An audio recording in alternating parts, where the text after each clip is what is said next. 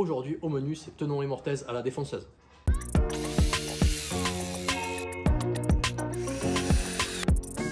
Salut tout le monde, c'est Kevin du blog boisfeuilleciseaux.fr, le site internet consacré aux bricoleurs. On vous y donne tout un tas d'astuces, on vous apprend à bricoler, à créer vos propres meubles le plus simplement possible en prenant un maximum de plaisir. Hier, vous avez vu avec Thomas comment réaliser les mêmes tenons mortaise avec des outils à main. Aujourd'hui, petite variante, on va utiliser la défonceuse. Pour ceux qui n'auraient pas vu la vidéo d'hier, c'est un assemblage qui est très utilisé en menuiserie. Du fait de sa grande solidité, il apporte beaucoup de rigidité à l'assemblage. L'assemblage par tenon et mortaise est constitué donc de deux pièces différentes. Tout d'abord, une pièce dans laquelle on va réaliser une mortaise, c'est-à-dire un trou, dans lequel va venir donc la partie mâle, la partie tenon, qui est donc solidaire de la pièce de bois. En ce qui concerne le matériel, nous n'avons pas besoin de beaucoup d'outils, puisque nous allons utiliser notre défonceuse. Il nous faudra également le matériel pour tracer, donc crayon, réglé, une équerre, un trusquin éventuellement, et il nous faudra également donc un ciseau à bois pour nettoyer l'assemblage à la fin.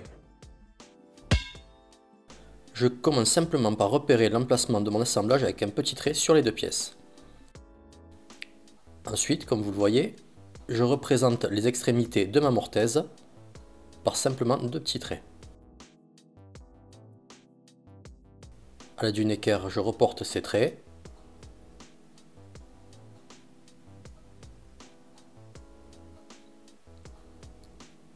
Voilà, ma mortaise se trouvera entre ces deux repères.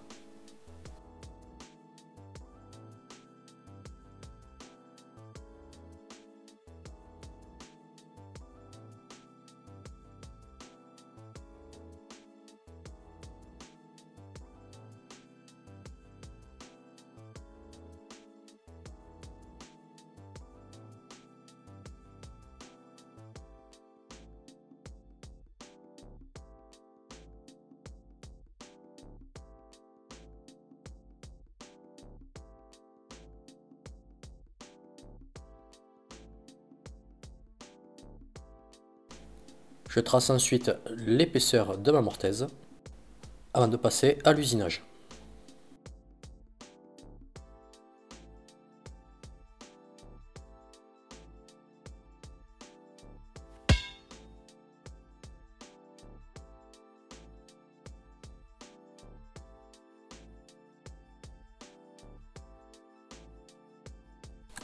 Je viens ensuite régler ma défonceuse à l'aide du guide parallèle ainsi que la profondeur de plongée.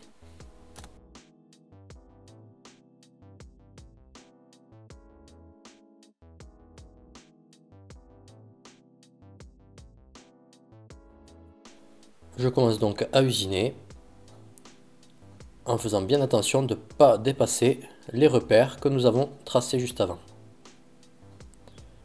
Et là, nous allons descendre petit à petit en effectuant des va-et-vient jusqu'à atteindre la profondeur désirée.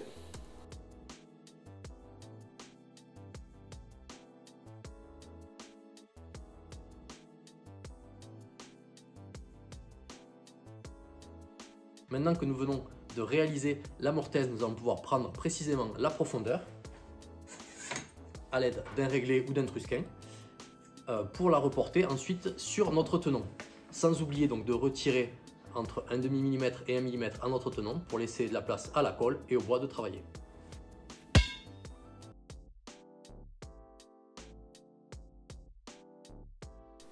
Donc je trace d'abord la longueur du futur tenon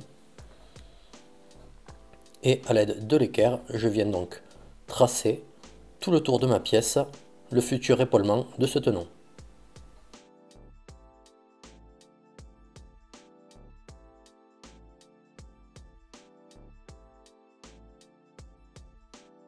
Il est aussi possible d'utiliser une équerre à combiner ou un trusquin pour la même opération.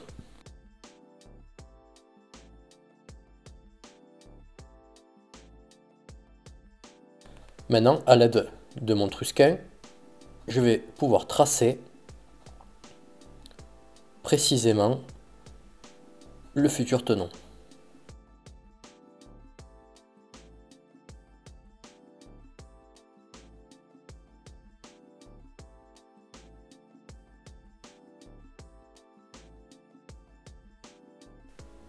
il est important d'être précis sur ces tracés, de manière à ce que votre assemblage soit parfait.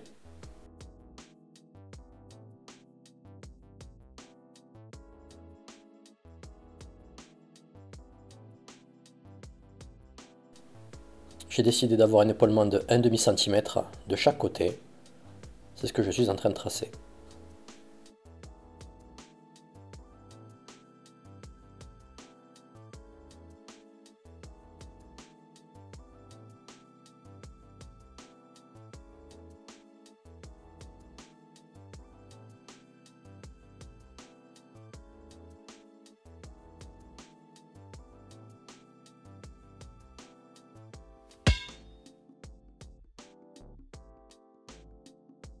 Je bloque ma pièce à l'aide d'un gabarit hanté qui me servira de butée pour la défonceuse. Si vous n'avez pas de gabarit hanté, sachez que c'est très pratique. Nous allons vous montrer ça dans une prochaine vidéo. Alors soyez au rendez-vous.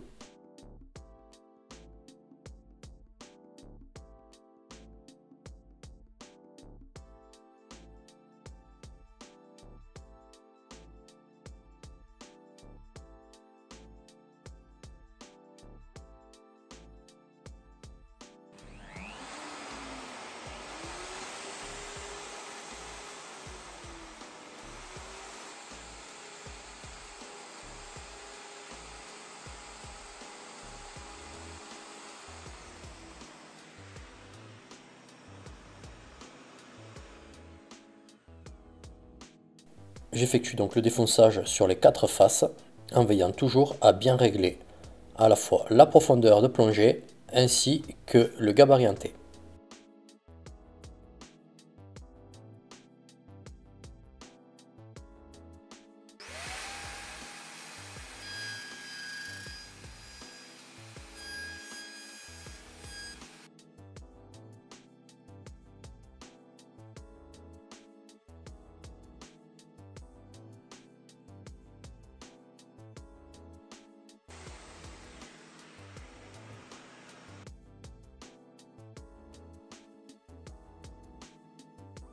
Ça y est, nous venons de réaliser le tenon. Avant de pouvoir assembler les deux ensemble, il va falloir donc équarrir les angles de notre mortaise pour que les deux puissent s'emboîter.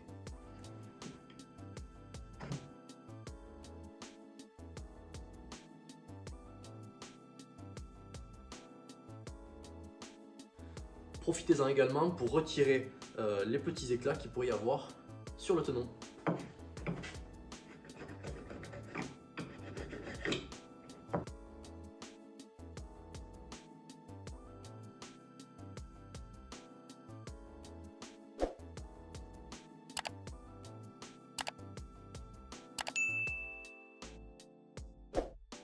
Voilà, c'est tout pour aujourd'hui, en espérant que vous avez appris des choses et que cette vidéo vous a plu. Si c'est le cas, un petit pouce bleu, ça nous aide, ça nous encourage, ça fait connaître la chaîne. On se retrouve très prochainement pour de nouvelles astuces. D'ici là, n'hésitez pas à aller faire un tour sur notre site internet boisfeuilleciseaux.fr. On se dit à très vite. Ciao!